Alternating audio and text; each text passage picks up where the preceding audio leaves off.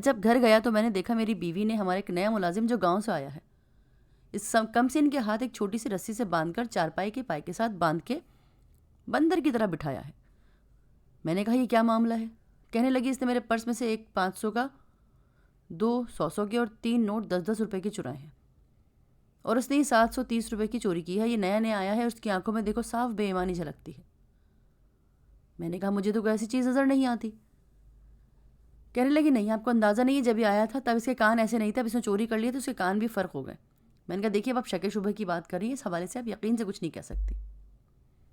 انہوں نے کہا نہیں، میرا دل کہتا ہے اس نے چوری کی ہے۔ میں نے کہا دیکھو اس پہ ظلم ہو رہا ہے، خدا کے واسطے چھوڑ تو دو۔ کہنے لگی میں اسے کچھ کہوں گی تو نہیں، نیا سزا دوں گی، لیکن میں نے ہاتھ باندھ کے اس لیے بٹھایا کہ ایک اچھے گھرانے میں جہاں اس کے ساتھ اچھا برتاؤ ہو رہا تھا اس نے کتنی غلط حرکت کی ہے۔ ابھی ہم گفتگو ہی کر رہے تھے کہ میرا چھوٹا بیٹا گھر آیا، اس نے پکار کے کہا امی آپ تھی نہیں اور مجھے باہر جانا تھا تو میں نے آپ کے پرس سے تقریباً 720 روپے کے قریب رقم نکال لی تھی، یہ واپس لیجیے۔ اب اس کی ماں نے وہ پیسے پکڑ تو لیے اور وہ لوٹ کے اس بندر کی طرف نہیں دیکھا جو ہاتھ رسی سے بندھوا کر چارپائی کے پاس بیٹھا تھا۔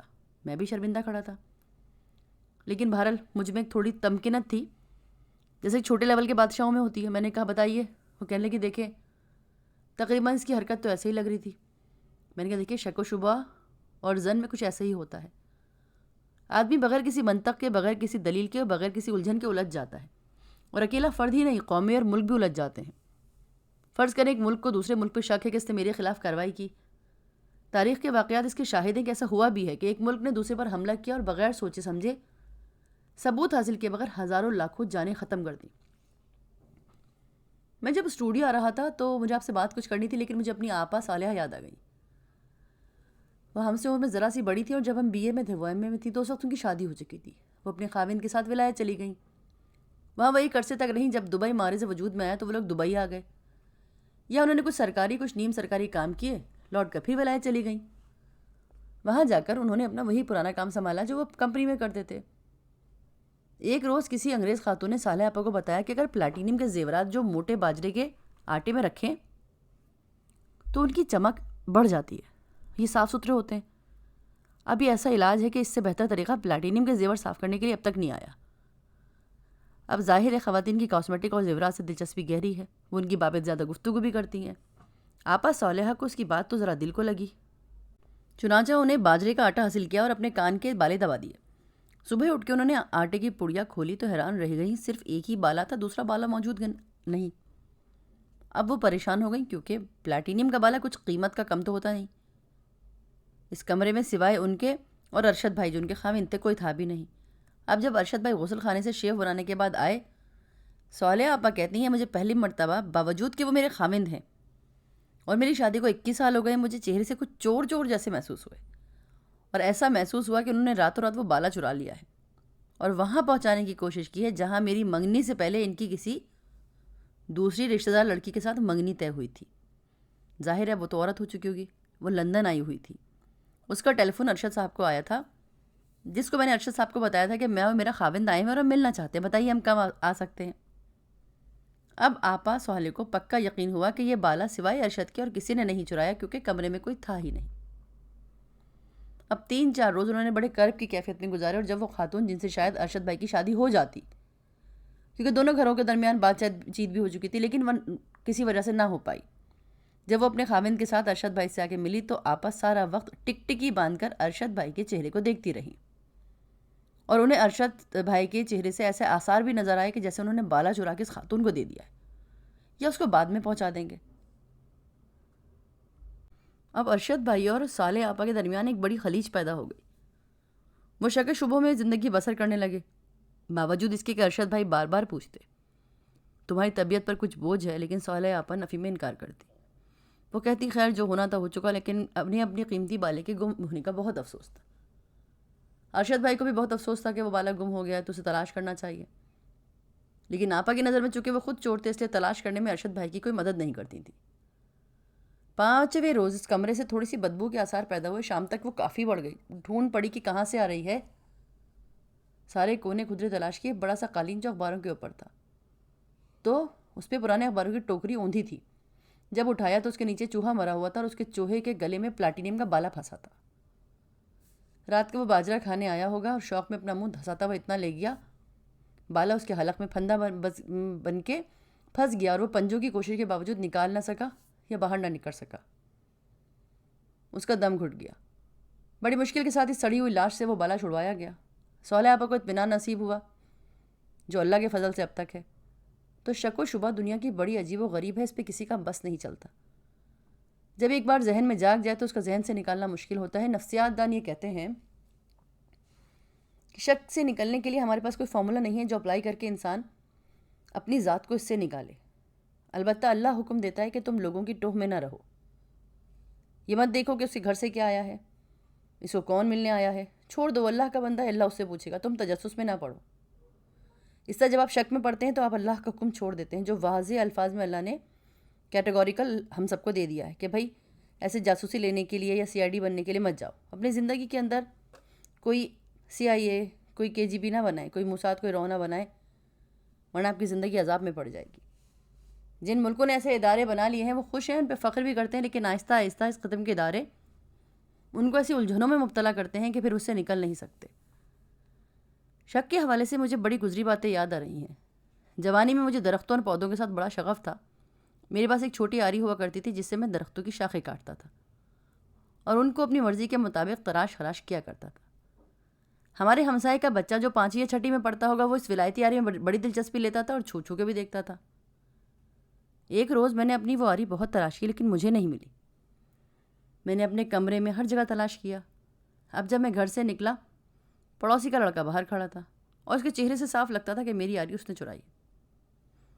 اس کے چلنے، صورت، بات کرنے کا انداز سب بدل گیا۔ جو ملک ایک دوسرے پہ حملہ کرتے ہیں نا، وہ چاہتے ہیں کہ کلپریٹ ہے، اس نے کچھ ایسی کوتاہی کی ہے جو ہماری مرضی کے مطابق نہیں ہوئی، تو ان کو یہ لگتا ہے کہ اس میں یہ خرابی ہے۔ تو مجھے بھی اس بچے پہ سارے شک ہونے لگے۔ مجھے لگتا ہے جیسے پہلے مسکراتا تھا اب نہیں مسکراتا۔ مجھے ایسا لگتا ہے جیسے وہ چڑھا رہا ہو، اسے کان چپٹے ہو گئے، اس کی آنکھوں میں کچھ ایسا دکھتا تھا مجھے کہ وہ جیسے وہ چور ہے۔ پر مجھے بڑی تکلیف ہوئی جیسے صالح آپا کو ہوتی تھی۔ جب میں نے ایک دفعہ آری کو گھر میں ہی موجود پایا تو وہ مجھے یاد آیا کہ میں خود ہی آری کو اٹھا کر گھر کے اندر لے گیا تھا اور ایسی اخباروں کو الٹ پلٹ کر کے وہ آری مجھے مل گئی۔ جب وہ آری مجھے ملی تو میں شرمندگی کے عالم میں باہر نکلا۔ یقین کیجیے وہی لڑکا اپنی ساری معصومیت اور خوبصورتی کے ساتھ ویسے ہی نظر آیا مجھے۔ تو میں کہاں تک آپ کو یہ باتیں بتاتا چلا جاؤں، آپ خود سمجھدار ہیں، جانتے ہیں کہ شک کی کیفیت پورے ہاتھ میں نہیں آتی۔ وہ جو قومیں شک و شبہ سے اندازہ لگاتی ہیں کہ میری نگاہوں میں جو کلپریٹ ہے ویسے ہی مجرم ہے، غلط اور شک پر مبنی انداز سے اصل میں آپ مجرم کو گرفت نہیں کر سکتے، خود کو مجرم بنا سکتے۔ آپا صالح کا ذکر کرتے ہوئے مجھے ایک دوست سعید اللہ صاحب یاد آ گئے جو سائیکالوجی کے پروفیسر تھے۔ وہ لندن پی ایچ ڈی کرنے گئے تھے۔ جب وہ پی ایچ ڈی کر رہے تھے تو وہاں انہیں 3-4 سال ہو گئے۔ اس وقت ذرا مشکل تھا، تو خاتون کی بیوی جو ہے ان کے ساتھ ایک عجیب و غریب حادثہ گزرا۔ جب وہ تہ خانے میں نہانے کے لیے جاتی، پانی گرم کرنے والا الیکٹرک راڈ پانی میں ڈالتی ہیں اور کپڑے اتار کر جب وہ نہانے لگتی ہیں اسی وقت ان کے فون کی گھنٹی بج جاتی۔ وہ دوبارہ بیچاری سارے کپڑے پہن سیڑھیاں چڑھ کے ٹیلی فون کا ریسیور اٹھاتی ہیں اور ہیلو کہتی ہیں تو کوئی انہیں نہیں ملتا، اور ان کے ساتھ یہ واقعہ تقریباً روز ہونے لگا۔ اس پر پروفیسر سعید اللہ صاحب نے وہاں کی پولیس کو اطلاع دی۔ پولیس نے تحقیق کی، تفتیش کی۔ جب ہماری آپا جو نہانے کے لیے جاتی تھیں تو جب وہ نہانے کے لیے جائیں تو گھنٹی بجے، پولیس والوں نے فون اٹھایا، کوئی جواب نہیں ملا۔ پولیس اس حوالے سے تحقیق جاری رکھنے کی کوشش کرنے لگی۔ اب پروفیسر کو اندازہ ہو گیا ہمارے سامنے جو وہ مکار اور موٹا آدمی ہے نا جس کی ٹانگ کٹی ہوئی ہے، وہ یہی فون کرتا ہوا، کچھ تھا بھی بدتمیز۔ پولیس نے اس کے نمبر پہ پہرا بٹھایا، حالانکہ وہ شخص تو فون ہی نہیں کرتا تھا۔ پولیس نے ایکسچینج سے بھی پتہ کیا، پتہ چلا جی وہاں سے پروفیسر کے نمبر پہ کوئی کال ہی نہیں آئی ہے۔ لندن کا یہ واقعہ اتنا مشہور ہوا، ذرائع ابلاغ کی خبروں کی زینت بن گیا۔ ہر چھوٹے بڑے اخبار صبح دوپہر میں اس بات کا ذکر ضرور ہوتا تھا۔ اب تک وہ ملزم گرفتار نہیں ہوا، نہ چور کا پتہ چلا۔ سب تھکار کے بیٹھ گئے۔ پروفیسر صاحب کی بیوی نے کہا کہ اب انہیں اس ملک میں نہیں رہنا، اب مجھے یہاں سے چلے جانا ہے کیونکہ یہاں کے لوگ بدتمیز اور بدماش ہیں، ان کا انداز زیست شریفوں والا نہیں ہے۔ پروفیسر صاحب نے کہا میرا تھوڑا سا کام رہ گیا، ختم کرتے تو چلتے ہیں۔ ان کی بیوی نے کہا دفع کرو، کیا پی ایچ ڈی کے بغیر زندگی نہیں ہوتی؟ اب جب پروفیسر صاحب پر اہلیہ کا شدید دباؤ پڑا تو انہیں پی ایچ ڈی بالکل غرق ہوتی نظر آئی۔ انہوں نے کہا میں ریسرچ کرتا ہوں۔ بہرحال وہ بتاتے ہیں کہ میں کسی زمانے میں ریڈیو کے ٹرانسلیٹر وغیرہ بنایا کرتا تھا۔ انہوں نے ٹرانسلیٹر کو کرسٹل سیٹ کیا جس میں ایک لمبے سے ایریل کو نیچے گملے وغیرہ میں ارتھ دے کے گھمایا۔ کبھی نہ کبھی کوئی اسٹیشن تو پکڑا ہی جاتا ہے. یہ سن 37-38 کی بات ہے. انہوں نے کہا میں اپنا الیکٹرانکس کا جتنا علم ہے اس میں استعمال کروں گا. انہوں نے فون کے بجنے کی آواز پہ اپنے کان رکھے. اب جو ہی ان کی وائف نہانے کے لیے گئیں انہوں نے آواز دے کر بیگم کو بولا بیگم راڈ لگایا. جب آواز آئی تو انہوں نے کہا ہاں. پروفیسر نے کہا دیکھو ابھی گھنٹی بجے گی، اور عین اسی وقت گھنٹی بج گئی. اس پر پروفیسر صاحب نے تحقیق شروع کی اور 6 دن کے اندر اندر چور پکڑ لیا، جو ساری لندن کی پولیس اور ساری کانسٹیبل نہ پکڑ سکے. وہ چور پورے پروفیسر صاحب نے خود پکڑ لیا. چور یہ تھا کہ جب وہ بجلی کا راڈ آن ہوتا اور پانی ابالنے کے لیے اس میں ڈالا جاتا تو اس بجلی کے تار کے قریب سے فون کی تار نیچے زمین سے گزرتی تھی. جو ہی وہ بجلی کی تار انرجائز ہوتی وہ فون کی تار کو بھی ہیٹ اپ کرتی. اسی وجہ سے فون کی تار کرنٹ فیل کرتی اور گھنٹی بجانا شروع کرتی. اس پہ کوئی آدمی ملوث تھا ہی نہیں. پروفیسر صاحب کہتے ہیں کہ جس کرب کی حالت میں انہوں نے وہ پورا سال گزارا وہ میں جانتا ہوں یا میری بیوی جانتی ہے. تو اس طرح کے واقعات حیات انسانی میں گزرتے رہتے ہیں اور اب بھی گزر رہے ہیں. ایسے عذابوں سے نکلنے کے لیے روحانی طور پہ اللہ سے مدد مانگی جا سکتی ہے، کیونکہ انہوں نے شک کرنے سے منع فرمایا ہے. ہم خدا سے مدد مانگ کر اس قسم کے کربناک مرض سے باہر نکل سکتے ہیں. اگر کبھی آپ کو ایسی مشکل درپیش ہو، بے شک باطن میں مبتلا ہو جائیں آپ، یا شک میں یا ذاتن میں ہو جائیں، تو اللہ کی رسی کو مضبوطی سے تھام کر اپنا سارے کا سارا ڈھیلا کر دیں وجود، اور خود کو اللہ کے حوالے کر کے اس کا حل تلاش کریں. دیکھیے حل تلاش کرنا ناممکن ہے. میں آپ کو تسلی یہ دوں گا کہ اس بچے کو جس کو میری بیوی نے شک میں باندھا تھا، اس سے ہم دونوں میاں بیوی نے بہت معافی مانگی. میرا بیٹا اس کو لے جا کے کچھ مٹھائی بھی کھلا چکا تھا.